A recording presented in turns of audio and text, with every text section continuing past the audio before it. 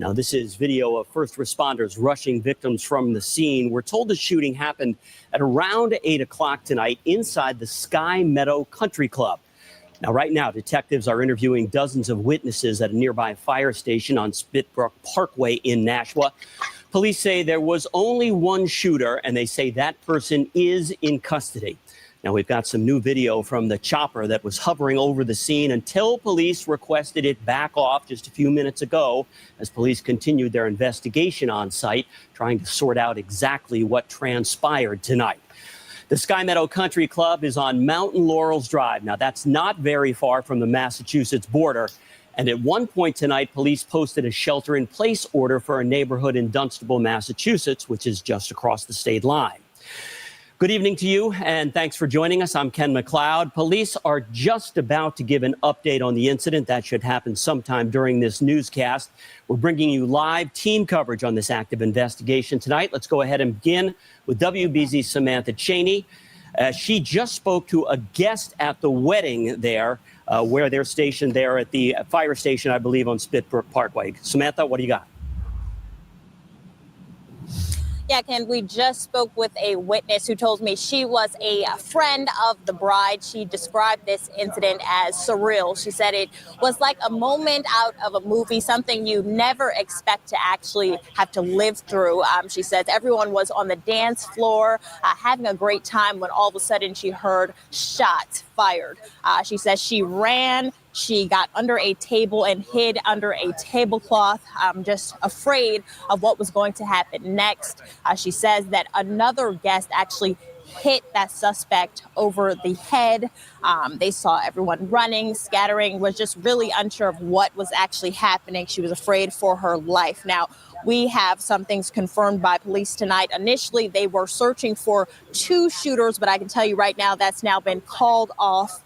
Nashua police, they have confirmed on social media and an officer here on the scene saying that surveillance video actually showed just one shooter opening fire at an event, that wedding that we now know happened inside of the Sky Meadow Country Club tonight. And that person has now been detained. Now, I-team sources, they tell us that multiple people were shot.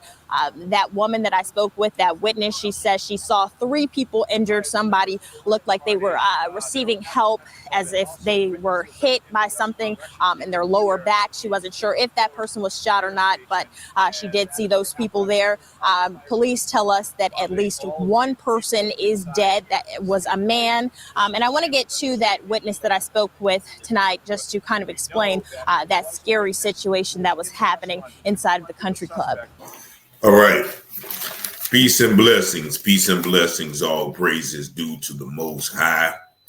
And I guess this shooting gives a new meaning to the phrase, speak now or forever hold your peace, where a wedding party at a country club in Nashua, New Hampshire, was shot up by this shooter. Now, I will say I cannot definitively say it was a white man who did this shooting, but I can definitely say we know the shooter wasn't black. And the reason I'm saying that is because of the demographics of that part of the country.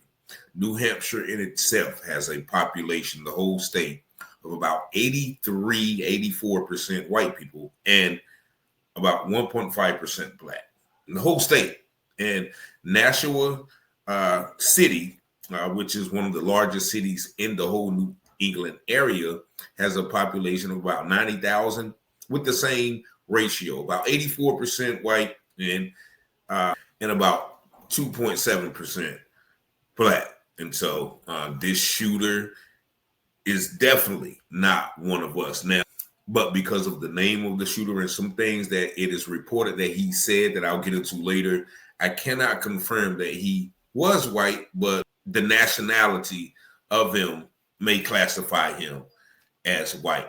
But before I get into that, I'm going to let you finish watching this news brief where they get into a little bit more information about what happened that night at the shooting. This happened last night, September the 20th, 8 o'clock. So just watch this, and this video is very useful literary and commentary purposes only. The police just running in with their guns, just running in and out.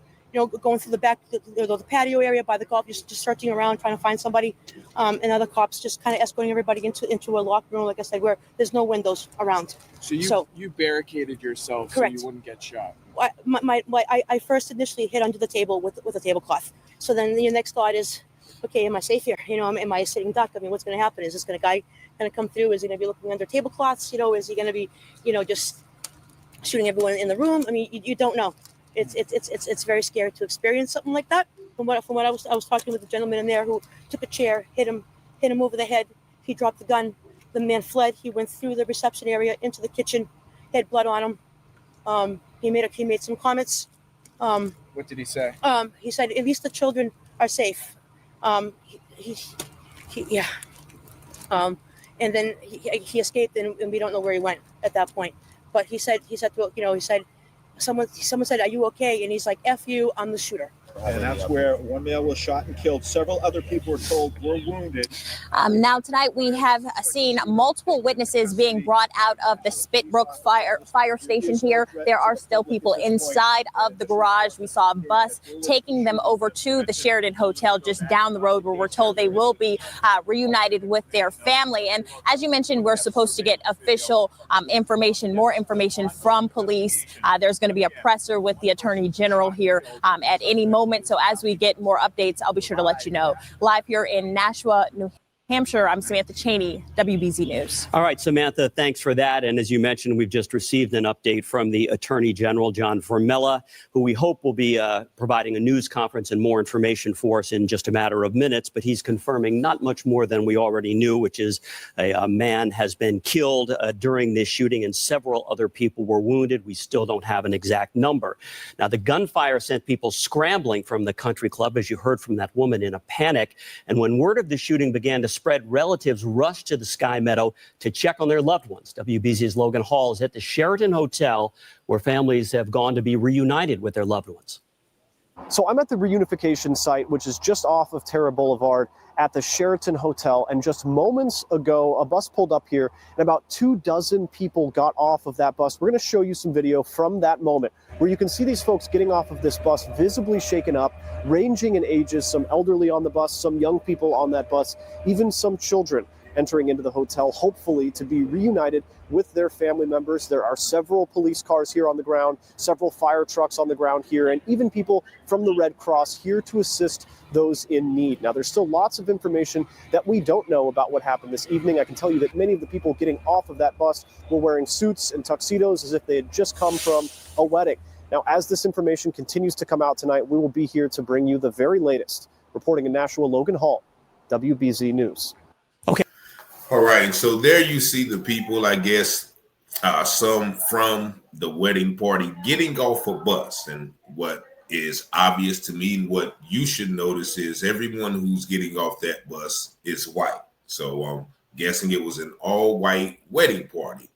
And there were multiple injuries. Now, one guy is deceased. You're going to hear about that in the next clip.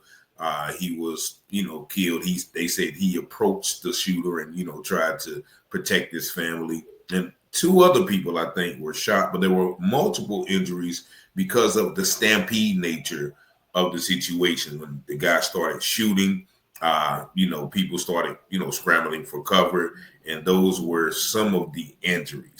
But one thing you didn't see them show again was the shooter. They said the shooter is detained. This next video is going to give you his name. And after that, I'll tell you why I can't say for sure that he was white. But either way, once again, this was not a black person. But just watch this clip right here, and then I'll give you some more information that I find out about the suspected shooter. It certainly did, and it was a chaotic scene. There were more than 100 people at the country club here behind me, and our sister station actually spoke with the mother of DeCesar, that victim there, and she said he confronted the shooter, protecting his wife and his daughter. They were at the country club simply enjoying a meal last night. Now, just moments ago, the Attorney General's office identified that shooter, as you mentioned, as Hunter Nadeau. He entered the country club allegedly and fired several gunshots with a handgun last night. DeCesar was shot and killed, and 2 other people were wounded. There is no known connection at this time between Nadeau and the victim. Nadeau was detained on scene, and officials sharing just a short time ago that he has been charged with 1 count of second-degree murder for knowingly shooting DeCesar, and say additional charges will likely be brought for the additional victims. DeCesar's mother said her son was living at Sky Meadow, and she spoke of his character and the fact that he jumped in to protect his family. Then there is no doubt in my mind there was an instinct, not a thought was given. He was facing away from the table. Like that. He was facing away from the table, and his wife and daughter were able to escape. And so they didn't know where he was. All this time, they didn't know he had died. They didn't know, what was going on. It's very convoluted. At this time, the Attorney General's office says it cannot share any potential motives. But again, a suspect has been arrested and identified as Hunter Nadeau. He is going to be arraigned in Nashua tomorrow. For now, we're live in Nashua. Alana Flood, All right, and so there you see again, they have the suspect in custody, but they are not releasing any photos of him. Now, I looked up the name Hunter Nadeau, and how they spelled it is of French descent. And so, once again, I was not able to find any pictures of him related to this incident, but I did pull up this LinkedIn profile. And if you see it right here, it says Hunter Nadeau. Or Hunter Nadeau. He's a student at Yale College School of Nursing, and he's from New Haven, Connecticut. Now, this may not be him, but this is the only 23-year-old Hunter Nadeau that I can find. And I don't know if he's 23, but he looks like he may be 23. So, first of all, let me get that straight. I'm not saying that is the Hunter Nadeau that did the shooting, but that is the only Hunter Nadeau that I can find. Now, even if it was him, like French people, they come over here, they identify as white, so once again, another mass shooting committed by someone who is not black. Let me say that. This happened once again at a country club. Now, if you're familiar with the country club setting, that is also a bastion, a hiding place of racism. I myself worked at the Goldsboro Country Club when I was like 14.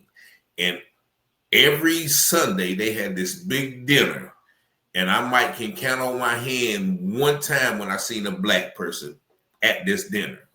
Old, rich, white people. That's who go to country clubs. And the manager of the place, Miss Tola, I never forget her. She would always say, "Where the boys at? Where the boys at?" And that was we were teenagers, of course, but I'm pretty sure she called the grown men in the kitchen boys too, who were also black. But if you know country clubs, I remember Tiger Woods had the thing when they golf at country clubs, and people were, not too happy about him coming to those country club golf courses and winning. And once again, that country club has a golf course. So we can't discount once again the violence and the racism and the hatred and those things that have been done to others by this racist system. And the country club system, the economic system, is a system. Now it seems like these places are becoming the recipients of the same thing. And also, they're trying to say that this may have been a hate crime. And the reason why is what they say the shooter said before he fled the scene. He said, "Well, at least the children are safe." Or he said, "At least your children are safe." And then he said, "Free Palestine."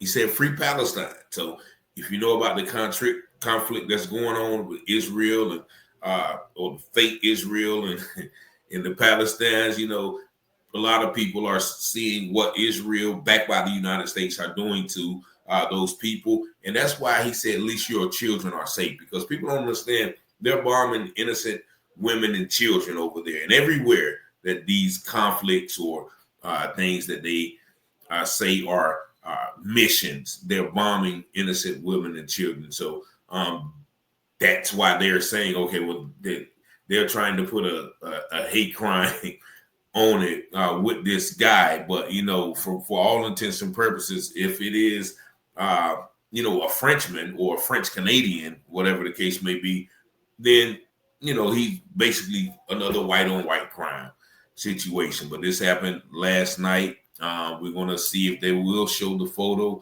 of this guy. But once again, as you see, everybody who was coming off that bus, everybody involved is a quote unquote white person. So this, once again, is not an issue that Black people are the subject or the victim of violence, as you know, they claim. And that's the reason why I'm sharing this video, because as I looked up the New Hampshire area, I saw a whole bunch of violence, like shootings at clubs in New Hampshire, just like in black places, killings, baby mamas, people killing their kids, right?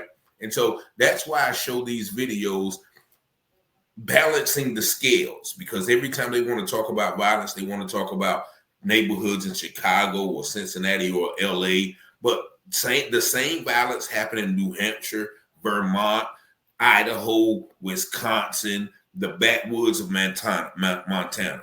People kill where they live, but they don't identify the violence with white violence. They always identify and publicize and over sensationalize the Black violence. So, I mean, if you look up violence in New Hampshire, there's going to be the same amount of violence per capita than you will see anywhere else, but that's just not publicized. So once again, this is another example of media manipulation, but you know, this is a white on white crime up there in Nashua, New Hampshire, similar to Joshua. So maybe Joshua is bringing some of that punishment and vengeance that he spoke of when he mentions the violence of the wicked will return eventually to their own houses. But y'all let me know what y'all think about this video in the comments. Y'all see the number 919-587-7782. And if you are liking this content and you want to help this channel to grow, please hit that subscribe button. It costs you no money, but it allows my videos to be pushed out more into the internet space. So I thank y'all for liking, watching, sharing, commenting, and subscribing. And most of all, as usual, peace and blessings.